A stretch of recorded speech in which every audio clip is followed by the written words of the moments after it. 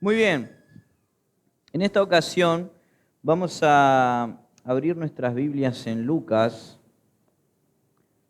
el Evangelio de Lucas,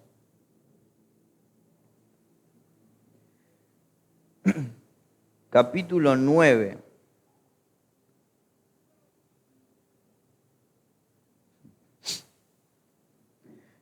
El Evangelio de Lucas, capítulo 9, y vamos a estar meditando, estudiando el versículo 51 al 56.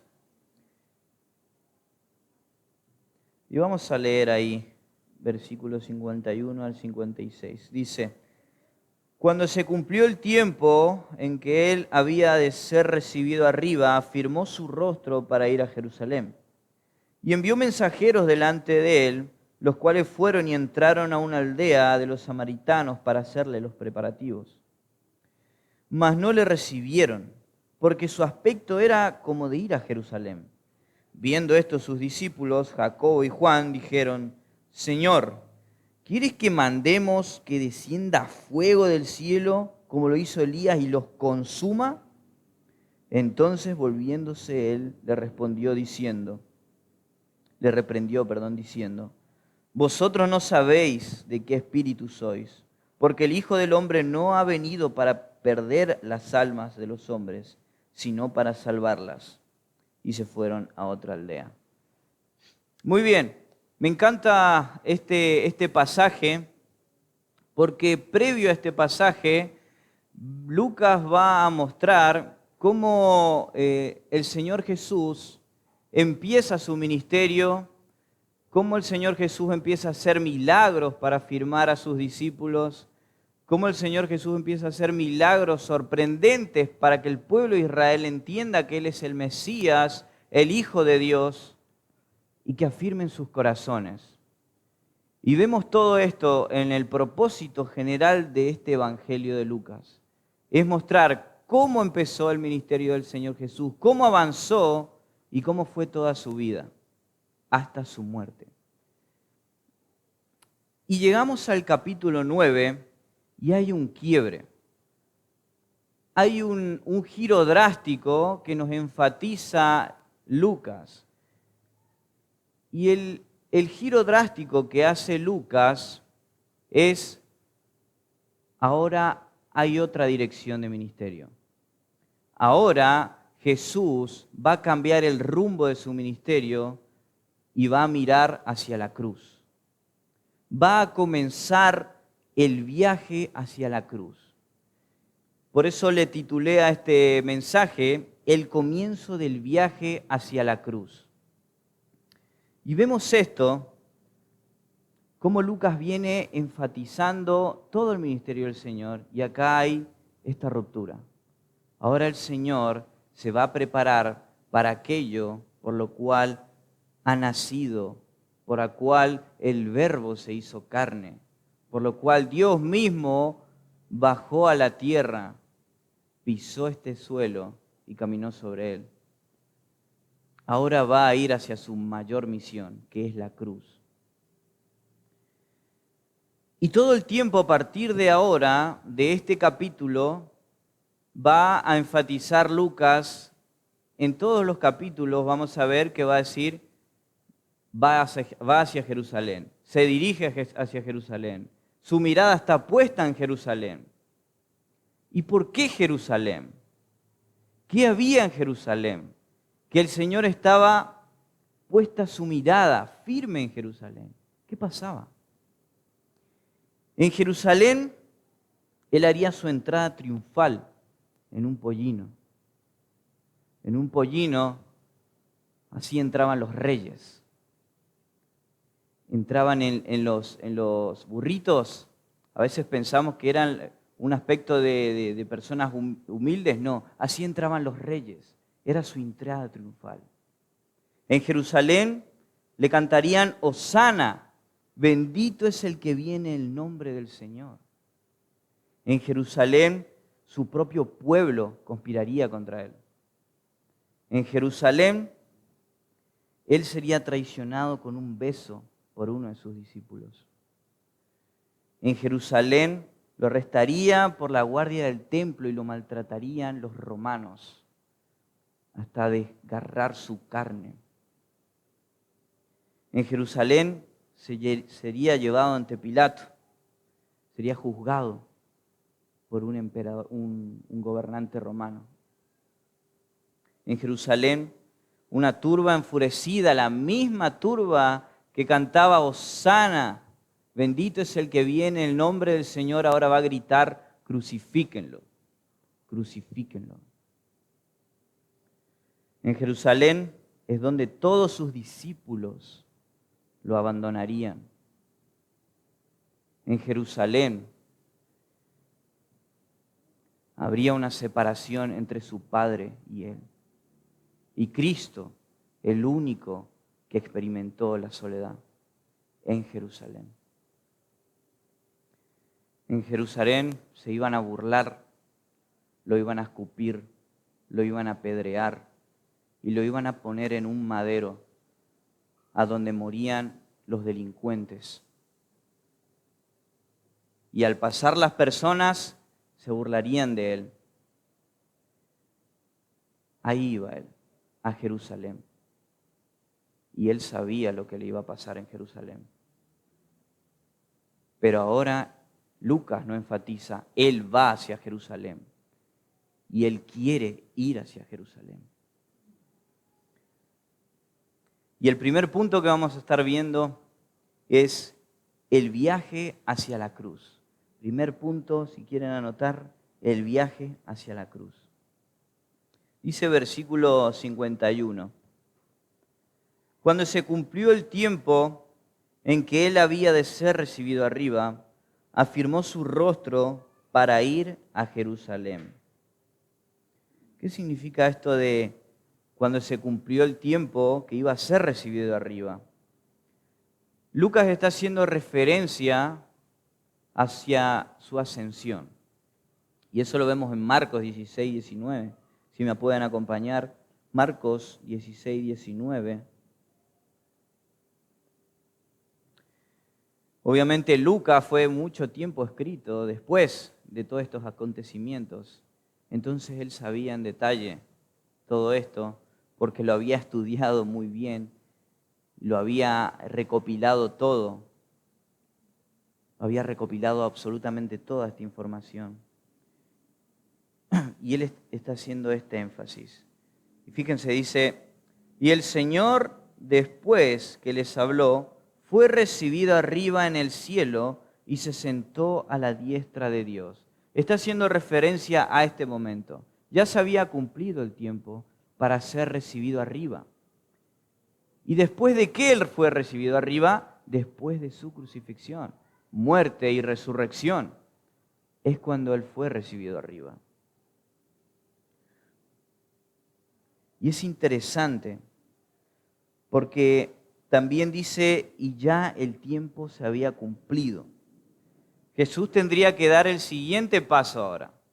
Ya se había cumplido todo el ministerio previo que le había dicho de afirmar los corazones, de mostrar sus milagros, de la enseñanza que él estaba dando, y ahora se cumplió un tiempo. Todo estaba agendado en el corazón de Dios. La cruz no era algo de sorpresa que le tomó al Señor.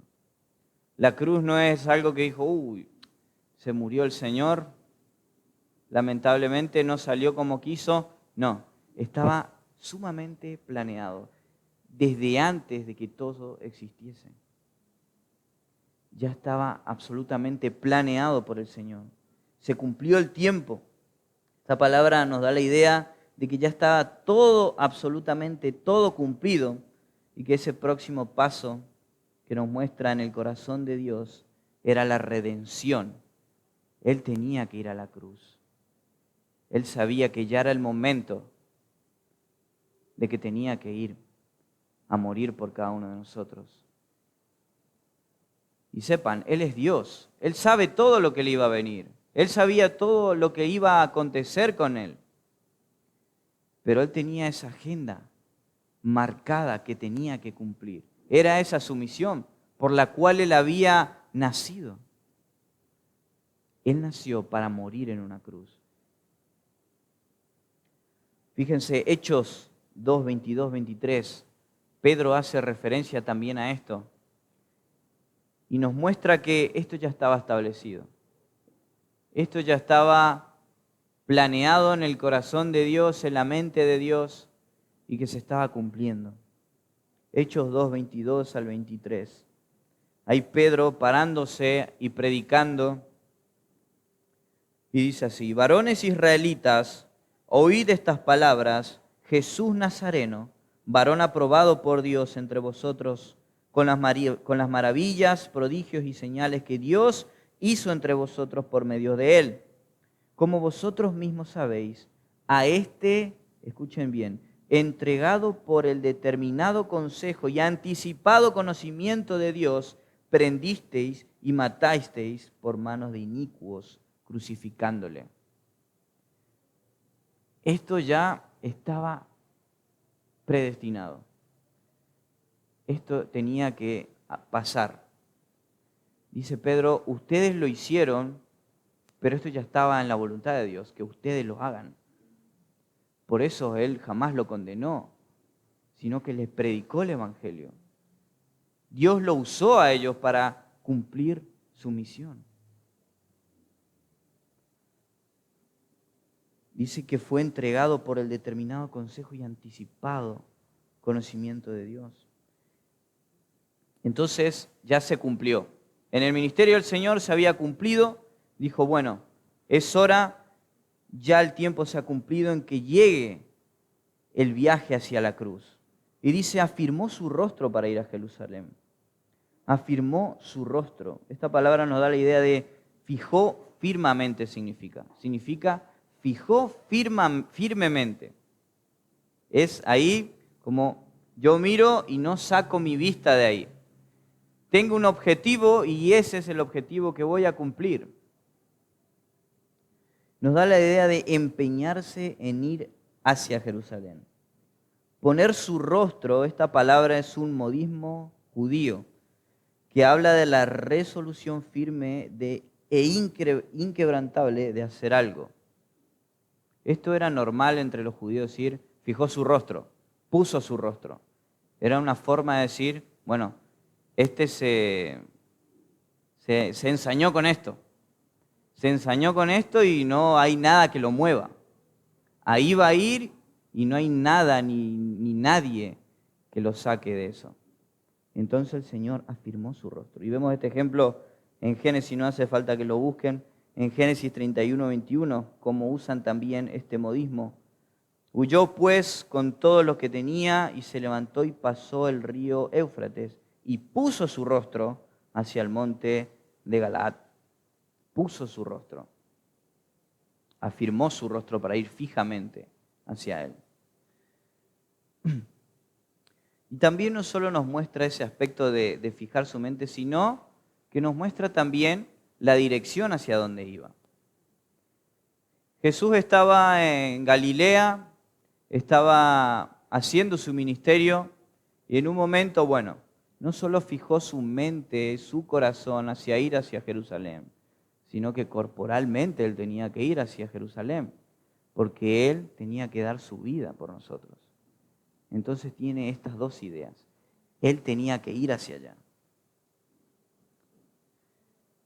Y me encanta porque Lucas, inspirado por el Espíritu, hace esta referencia también de Isaías. Acompáñenme a Isaías 50, Isaías capítulo 54 al 9. Dice, Jehová el Señor me dio lengua de sabios para saber hablar palabras al cansado. Despertará mañana tras mañana, despertará mi oído para que oiga como los sabios. Jehová el Señor me abrió el oído y yo no fui rebelde, ni me volví atrás. Di mi cuerpo a los heridores y mis mejillas a los que me mesaban la barba. No escondí mi rostro de injurias y de esputos. porque Jehová el Señor me ayudará. Por tanto, no me avergonzaré. No me avergonzaré. Por eso puse mi rostro como un pedernal. Y a eso hace referencia Lucas. Puso su rostro como un pedernal. Y este es como un cántico de Isaías 50. Un cántico del siervo de Jehová. ¿Y quién es el siervo de Jehová? Nuestro Señor Jesucristo. Él puso su rostro como un pedernal. Él sabía que tenía que ir ahí. Y nada lo iba a frenar. Nada lo iba a parar.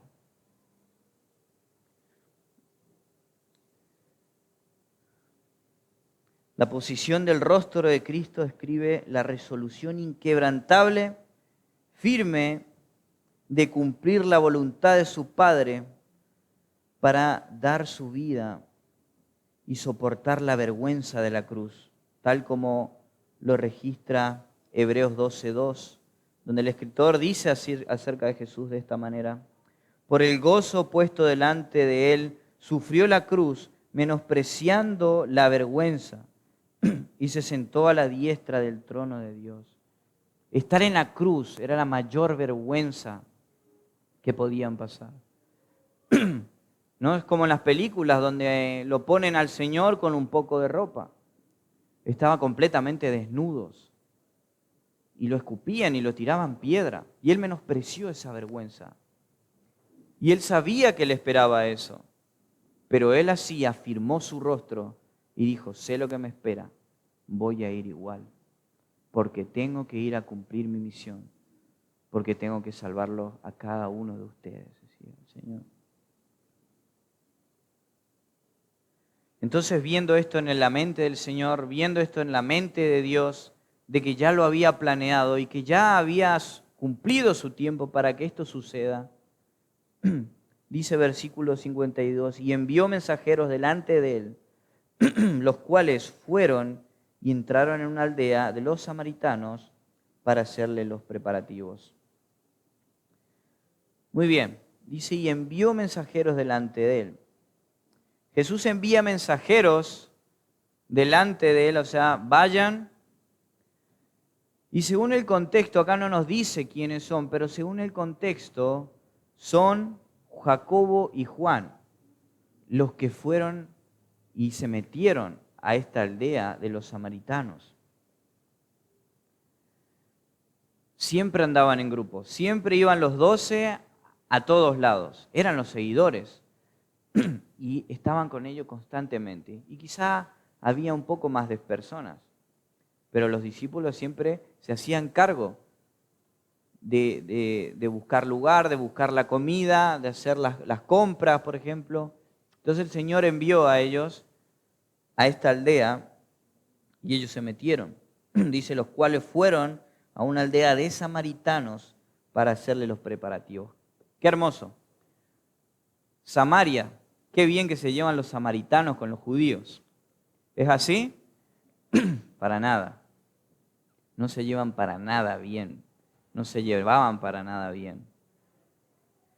Estos fueron y entraron a una aldea pequeña de Samaria. Quizá no tenía muchos habitantes. Normalmente los judíos evitaban pasar por Samaria. Cuando querían ir a Jerusalén, imagínense Jerusalén acá abajo, Samaria estaba acá, y los que venían acá hacían para acá y bajaban recién a Jerusalén. Querían evitar todo paso por Samaria. ¿Por qué? Porque para los judíos, los samaritanos eran personas inmundas. Eran personas que no podían ni siquiera acercarse. Los odiaban, absolutamente los odiaban. Y los samaritanos odiaban a los judíos también. No se querían. Eran como perros y gatos. ¿Y por qué? Porque los judíos veían a los samaritanos y decían, estos se mezclaron. Y fue así. Se mezclaron con otras personas, digamos, con otros reinos. Del reino enemigo que lo había llevado cautivo, con ellos se mezclaron. Se habían mezclado con el enemigo. No eran judíos, por así decirlo, puros. Entonces ellos eran, no, vos sos una raza mezclada, encima no crees en toda la Biblia, porque ellos solo creían en el Pentateuco, solo en los 5 libros de la Torá, pero los judíos creían en muchos más libros, o sea, casi todo el Antiguo Testamento. Y tenían diferentes ideas, entonces ni uno se quería. Estaban ahí peleándose constantemente. Pero Jesús siempre pasaba por ahí. Jesús quería mostrar a sus discípulos el corazón de misericordia. Y que no quería tener que sus discípulos vean el desprecio a esas personas. Y todos sabemos por qué. Porque en sí, en el corazón del Señor, Él quiere salvar a todos, que todos procedan a arrepentimiento. Dios no pesa el pecado. No es, este samaritano, este judío, no. Este asesinó, este se enojó. No, para Dios son todos iguales. La Escritura dice, si vos te enojás con tu hermano, ya lo asesinaste en tu corazón y para Dios cuenta como asesinato. Para Dios es así. Entonces, Él los ve a todos de la misma forma, de la misma manera. Y Él quería que no vean así a los samaritanos ni a los gentiles, porque más adelante sabemos que todos los discípulos tendrían que ir a los gentiles. Sáquense ese concepto, le decía el Señor. Quítense eso de su corazón. ¿Y qué tenían que ir a hacer ellos? Los preparativos. ¿Preparativos de qué? Esa palabra preparativos en el texto original nos da la idea de iban a hacer un arreglo o encontrar un hospedaje para pasar la noche. Esa palabra también se usa ahí en Juan 14:2, cuando dice, en la casa de mi Padre muchas moradas hay, si así no fuera, yo se los hubiera dicho.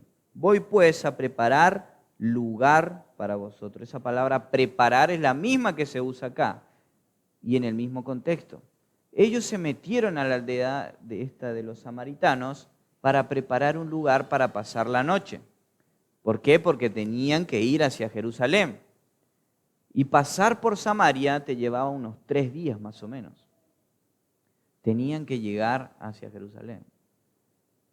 Entonces fueron y quisieron preparar esos lugares. Muy bien, vemos en este primer lugar, el Señor ya cumplió toda su misión previa y ahora tenía que dar el próximo paso. Se metieron a Samaria y le dijeron, vayan al lugar, vayan a este lugar donde los judíos no nos quieren, los de los samaritanos no nos quieren, y vamos y preparemos lugar. En ese primer punto vimos el viaje hacia la cruz y ahora en el segundo lugar, un rechazo en el viaje. Un rechazo en el viaje. Versículo 53. Mas no le recibieron, porque su aspecto era como de ir a Jerusalén. Si bien el Señor ya tenía que ir y estaba yendo rumbo a Jerusalén, a dar su vida incluso por los samaritanos, ellos no lo recibieron. Dice, no lo recibieron. Y esa palabra nos da la idea de no recibir bien dispuestos o no lo aceptaron.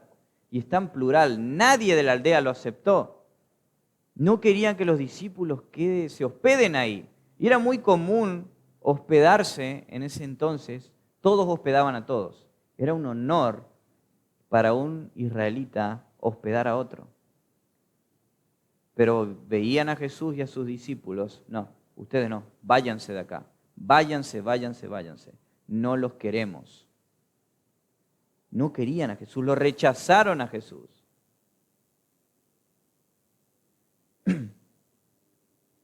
Previamente a esto, Jesús pasó muchas veces por Samaria, predicando, enseñando, sanando. Los samaritanos lo conocían muy bien a él, sabían quién era él. Sabían quién era Jesús, todo Israel conocía a Jesús, pero ahora lo estaban rechazando. ¿Y por qué lo estaban rechazando? Por esto, porque su aspecto era como ir a Jerusalén. ¿Qué tenía que ver? Dice que lo rechazaron completamente porque iban hacia Jerusalén. Los de Samaria dijeron, este va a Jerusalén. Este se está dirigiendo hacia allá. No lo vamos a recibir. ¿Y por qué es esto? La razón por la cual no aceptaron es porque vieron que sus discípulos, y Jesús, como le digo, iban hacia Jerusalén. Se acercaba la Pascua. Y todos iban a Jerusalén a festejar la Pascua, este día festivo, y adoraban a Dios en Jerusalén. Hay un problema entre los judíos y los samaritanos y era este. Para los samaritanos, donde se debía adorar era en Samaria. Pero los judíos decían, no, es en Jerusalén. ¿Y se acuerdan con quién tuvo Jesús esta discusión? ¿Se acuerdan con quién? ¿Cómo? La mujer samaritana. Con la mujer samaritana. Fíjense Juan 4:20. Dice, nuestros padres, acá está hablando la mujer samaritana, nuestros padres adoraron en este monte. Y vosotros decís que en Jerusalén es el lugar donde se debe adorar. Empezó esta discusión acá. No, pará. Nuestros padres dijeron que acá se debe adorar, pero ustedes dicen que en Jerusalén. La mujer samaritana quería entrar en una discusión religiosa. Y era este problema que estaba sumamente arraigado en los samaritanos. Entonces le vieron a Jesús, este va a ir a adorar allá en Jerusalén. Todas estas personas van a... No. Entonces surgió esto en el corazón de los samaritanos. Tanto judíos como samaritanos admitían que Dios había ordenado a sus antepasados señalar un lugar específico de adoración. Bíblicamente es Jerusalén. Pero, ¿se acuerdan? Como ellos solo tenían el Pentateuco, entonces, bueno, no, acá solo dice eso, no, pero acá en mi escritura dice esto, no, pero acá yo tengo esto, dice. Y había una discusión religiosa constantemente. Entonces ahí estaba el odio de los samaritanos hacia los judíos. Entonces no querían recibirlo. Hay un historiador de esa época llamado Flavio Josefo que decía lo siguiente: los judíos galileos en su camino a Jerusalén, habían personas que sí se animaban a pasar, para asistir a una fiesta religiosa, pasaban por Samaria. Tan implacable era el resentimiento de los samaritanos hacia esos peregrinos judíos que en lugar de mostrar hospitalidad, obstaculizaban a los viajeros en todos los sentidos, incluso hasta el punto de asesinar a algunos. Esto no lo vemos en los registros bíblicos, pero hay un historiador, Flavio Josefo, que es de esa misma época. Y tiene un montón de escritos acerca de la historia de ese momento. Y habían samaritanos, incluso que personas que se dirigían a Jerusalén cerca de la Pascua, le metían todas las trabas, e incluso algunos llegaban a asesinarlos, a matarlos. Era tanto el odio que le tenían que llegaban a matar a los judíos. Y Jesús fue rechazado también. Jesús fue rechazado por ideas religiosas, por conceptos religiosos errados. ¿Cuántas veces hemos predicado nosotros también a personas que tienen conceptos religiosos y dicen, no, pero ustedes no creen en esto, ustedes esto, ustedes aquello? Y no te está rechazando a vos. ¿A quién está rechazando? A Jesús. A Cristo está rechazando. Los samaritanos rechazaron al mismo dador de la vida, a su mismo creador, en persona, frente a frente, cara a cara. Nosotros también hemos rechazado muchas veces al Señor. Pero ellos también en ese momento lo habían rechazado y hoy mucha gente lo sigue rechazando. Esta semana estuvimos predicando el Evangelio en distintos lugares. Habían personas que escuchaban y por ahí te decían, sí, sí, wow, gracias. Pero en su corazón estaban diciendo, esto no. Este no cree lo mismo que yo creo. Este tiene otras creencias. A mí de chiquito me criaron en este lugar. Ah, no, porque mi familia es esto, entonces yo sigo la tradición familiar. O algunos directamente decían, no, ¿puedo saltear este paso? ¿Y solo me dan el medicamento? Rechazaban al Señor. Rechazaban abiertamente a Cristo y a su salvación. Y Cristo fue rechazado. ¿Por qué? Porque iba hacia Jerusalén. ¿Y qué iba a pasar en Jerusalén? Él iba a morir por cada uno de nosotros. En primer punto vimos el viaje hacia la cruz. En segundo, un rechazo en el viaje. En tercer lugar, enojo y justicia propia. Enojo y justicia propia. Versículo 54. Viendo esto sus discípulos, Jacobo y Juan dijeron, Señor, ¿quieres que mandemos que descienda fuego del cielo como hizo Elías, y los consuma?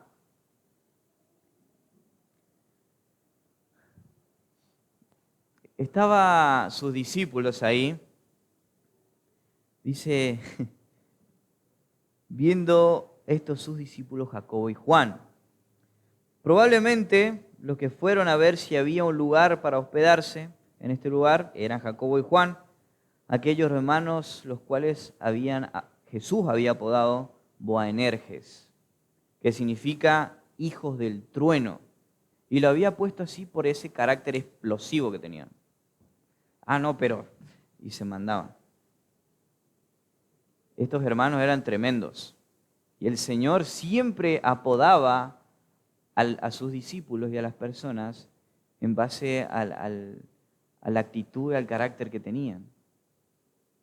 Y estos hermanos eran así, un rayo eran. Entonces vieron lo que pasó y dijeron, Señor, ¿quieres que mandemos que descienda fuego del cielo como hizo Elías y los consuma? Es interesante la pregunta de estos hermanos. ¿Por qué? En parte hay fe en lo que ellos están diciendo, pero en parte hay ira, enojo y una justicia propia. Ellos le preguntan a Jesús si Él quería, si era de su voluntad, que ellos mismos manden fuego del cielo. En otras palabras le están diciendo, Señor, nos permitís a nosotros, nos das el poder a nosotros para que nosotros podamos descender fuego. Y la palabra consuma acá significa aniquilar a todos. En otras palabras dice Jesús, ¿nos da el poder para aniquilar a todas estas personas ahora? Queremos aniquilarlos a todos. Es tremendo estos hermanos, ¿no? Pero vemos esto, la justicia propia de estos hermanos. ¿Y qué es justicia propia? Tomar la justicia por mis propias manos. Pero nuestra justicia propia está corrompida. ¿Por qué? Porque nosotros queremos dar más de lo que recibimos. Nosotros vemos las noticias. ¿Quién mira noticias acá? Solo tres, 4. Vemos a veces los carteles siempre pasa en Buenos Aires, ¿no? Siempre vemos los carteles que dice queremos justicia. Y le escuché a la persona, no, yo quiero que le den 500 años de cárcel y más o menos que se muera en la cárcel y lo descuarticen en la cárcel. O a veces no lo dicen, pero en su corazón está. Quieren dar más, incluso de de lo malo que recibieron. Esa es la justicia propia del hombre. Le entran a robar y lo disparan hasta matarlo, hasta hacerlo a cosas atroces. La justicia propia del hombre está corrompida por el pecado. Entonces, ellos querían hacer justicia por mano propia. Y vemos la falta de misericordia de estos hermanos. Vemos la falta de misericordia en decir, Jesús también me tuvo la misma misericordia a mí. ¿Cuántas veces nosotros predicando el Evangelio y te dicen, no, vos sos de la política, no quiero, no te deja ni siquiera hablar? Y en tu corazón hay enojo. Puede que haya enojo en tu corazón. O ya decís, ya está, el Señor te va a ir meter en el infierno. Lo condenás, lo querés condenar. Y decís, no, la ira de Dios, hay personas que no se merecen el cielo. Yo no le predicaría a fulano, no le predicaría a mengano porque ese no se merece el cielo. ¿Y vos te merecías el cielo?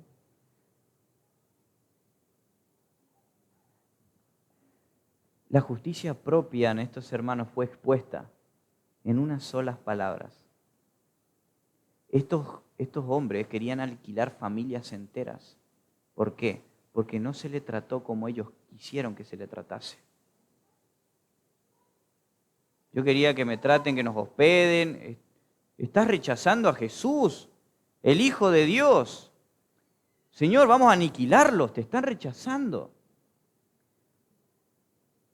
Como le dije, hoy todos rechazan a Cristo. Un día todos rechazamos al Señor.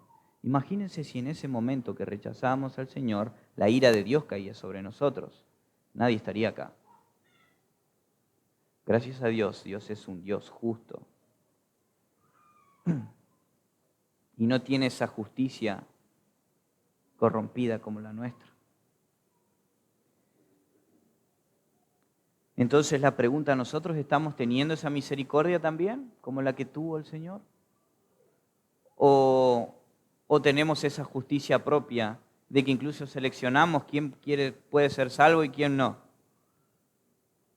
No podemos hacer eso, porque ese no es el corazón de Dios. Hay un caso muy, muy grande que hemos visto en las noticias que nos conmocionó a todos, de un político que hacía cosas atroces. Ese hombre, Cristo ha muerto por ese hombre también. Y si ese hombre, si vos tenés la posibilidad cara a cara de predicarle el Evangelio para que esa persona reconozca su condición, pida perdón al Señor y sea salvo, tenés que hacerlo. No lo condenes, porque Dios vino a salvar, no a condenar.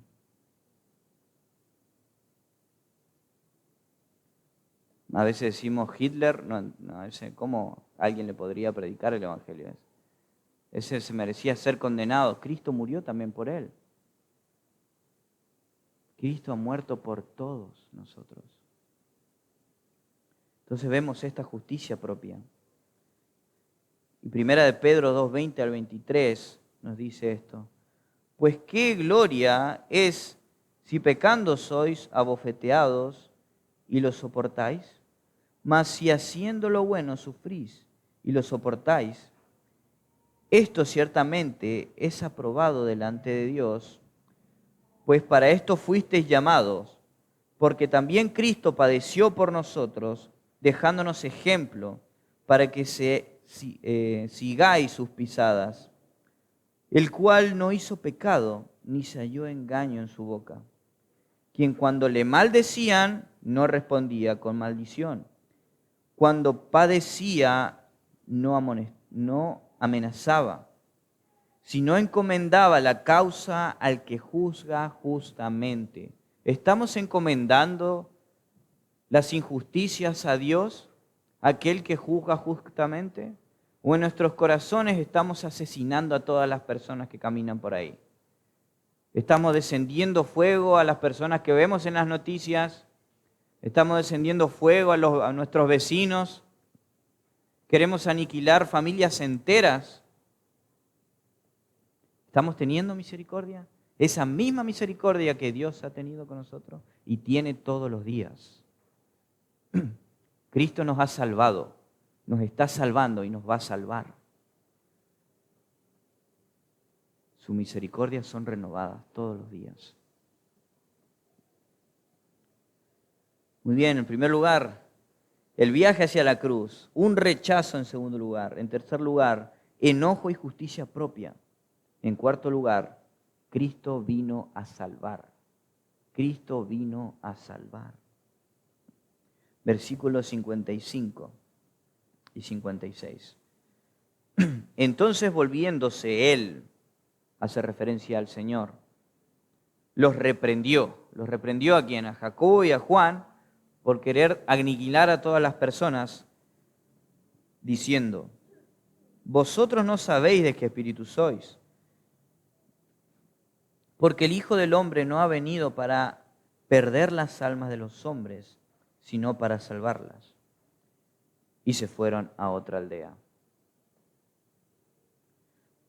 Esa palabra reprendió, el Señor se dio vuelta, escuchó lo que obviamente ellos le dijeron a Jesús, Señor, danos el poder vos a nosotros, sabemos que vos tenés el poder, sos Dios, el Hijo de Dios, el Mesías, danos el poder para que nosotros destruyamos. Y Él los reprendió por ese corazón, los reprendió por esa justicia propia y esa falta de misericordia. Y esa palabra nos da la idea de amonestar y prohibir decir eso. Les prohíbo que digan esas cosas. Ni siquiera lo piensen. ¿Y el rechazo a quién fue? ¿A los discípulos? No, fue directamente a Jesús, porque vieron a Jesús, aquel tan hombre conocido dentro de Samaria, que se dirigía a Jerusalén a celebrar una fiesta religiosa ahí, una festividad religiosa. Lo habían rechazado a él. Les prohibió por esa justicia propia. Y acá préstenme mucha atención. Cuando dice diciendo, los reprendió, diciendo, vosotros no sabéis de qué espíritu sois, porque el Hijo del Hombre no ha venido para perder las almas de los hombres, sino para salvarlas. Si ustedes tienen otra versión, van a ver que este fragmento no se encuentra. Este fragmento no está. Y si nosotros vamos a los idiomas originales, tampoco está este fragmento. ¿Por qué? ¿Por qué está en la Reina Valera? Porque en la Reina Valera habían personas que traducían los escritos.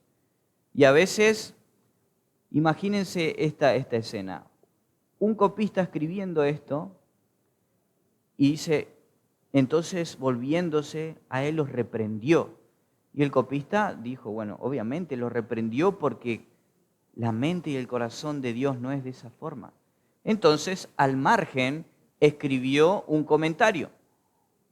Pasó el tiempo, vino otro, quizá murió este hombre, este copista, este traductor, y dijo, ¿por qué lo puso en el margen?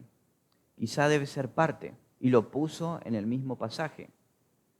Entonces encontramos en la Reina Valera este fragmento que en los textos originales no se encuentran. Pero esto no quita que este es el pensamiento en el corazón de Dios. ¿Por qué? Porque lo vemos en toda la Biblia y en todos los evangelios, que Jesús vino a salvar lo que se había perdido y no vino a condenar al mundo. Fíjense, por ejemplo, en Lucas 19:10.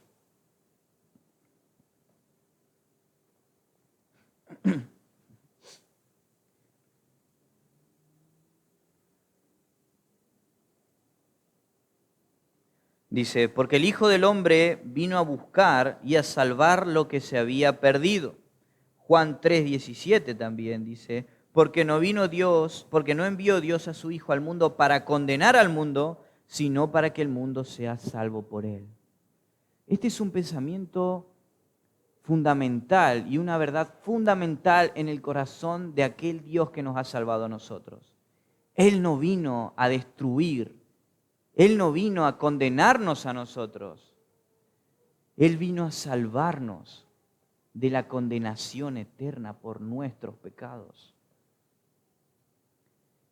En su corazón, Él no está a destruir este mundo.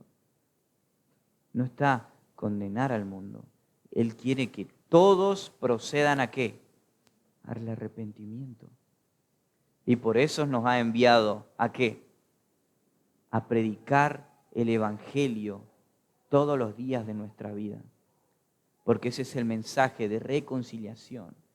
El mensaje que Dios va a usar para convencer de pecado, justicia y juicio en los corazones y que estas personas se conviertan al Señor y sean salvas por Él.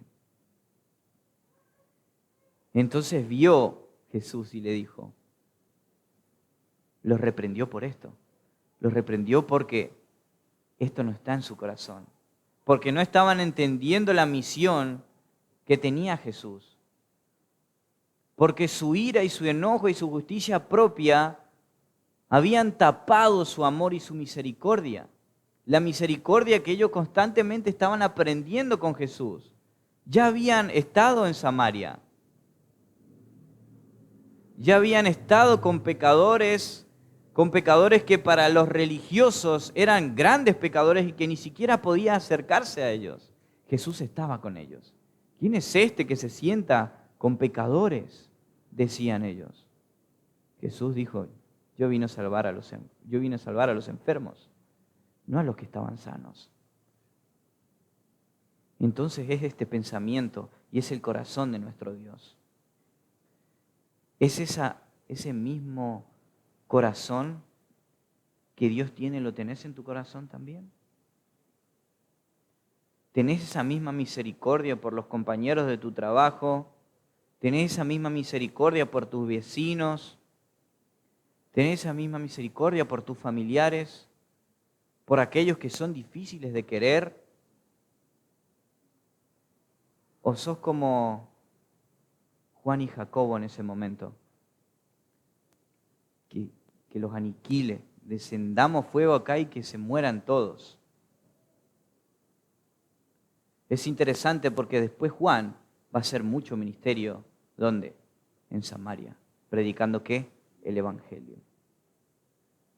Y vemos la misericordia de Dios al no ver a los samaritanos como un pueblo inmundo, como los veían los judíos. En el capítulo 10 vamos a ver cómo Jesús da una historia. ¿Y qué historia da? El buen samaritano. Y le muestra esta historia ¿a quién? A los religiosos, que decían, ¿quién es mi prójimo? Y muestra al samaritano como un hombre bueno, ayudando, incluso más que los religiosos y levitas de ese entonces. Este es el corazón de nuestro Dios. Esta es la misericordia de Dios. Él vino a salvar a todos, a cada uno de nosotros. Este es el mensaje que estás predicando, de la misericordia de Dios o de la ira que va a venir sobre la persona. ¿Estás predicando acerca de que Dios los ama y que quiere salvarlos? ¿O estás eligiendo incluso a quién predicar? Vemos acá el corazón de Dios, el corazón de nuestro Señor Jesucristo, y Él nos invita a tener también ese mismo corazón. Algunas preguntas nada más de reflexión para terminar y poder meditar en esto. ¿Cómo impacta tu vida el plan de redención de Dios? Es un plan que Él ya lo tenía escrito, un plan que Él ya lo estaba llevando a cabo y que Él afirmó su rostro para ir a Jerusalén sabiendo todo lo que le iba a pasar, pero iba para morir por cada uno de nosotros. ¿Tu justicia propia está por encima del amor a los que están perdidos? ¿Querés ser justo vos? ¿Vos querés ser Dios? ¿Querés jugar vos a Dios? ¿A querer condenar a todos, a descender fuego y aniquilar a todos? ¿Está por encima eso que por encima de tu misericordia? Tercer lugar, ¿calificas la vida de las personas para ver quién puede ser salvo y quién no? ¿Estás calificando, este re pecador, este no se merece nada? ¿Calificas la vida de las personas para ver quién puede ser salvo y quién no? ¿Tu deseo también es que todos sean salvos o simplemente quieres aniquilarlos? ¿Querés que todos sean salvos? ¿O solo predicás el Evangelio porque te dicen que prediques? Porque sentís la presión, si yo no predico, ¿qué va a decir el pastor? ¿Qué va a decir mi líder si yo no predico? Si predicás, tenés que predicar por amor al perdido. Y si no tenés amor al perdido, orá por amor a los perdidos, que el Señor te va a dar amor por los perdidos.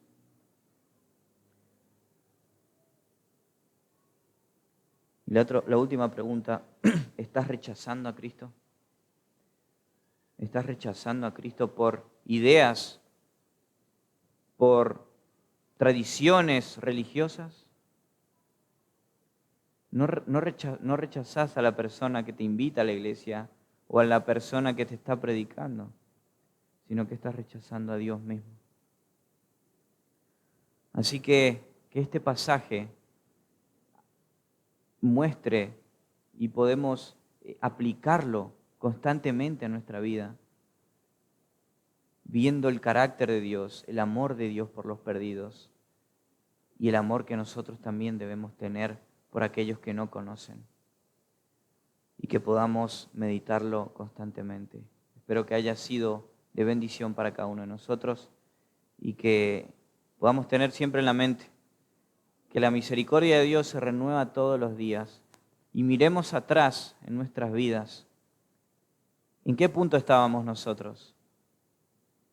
¿Nos merecíamos más que el fuego ahí, más que ser aniquilados? Pero que Dios nos mostró su misericordia y nos rescató para un día estar con Él durante toda la eternidad y no en un lugar lleno de sufrimiento. Qué misericordia que tiene el Señor con cada uno de nosotros. Mostremos también esa misericordia. Amén.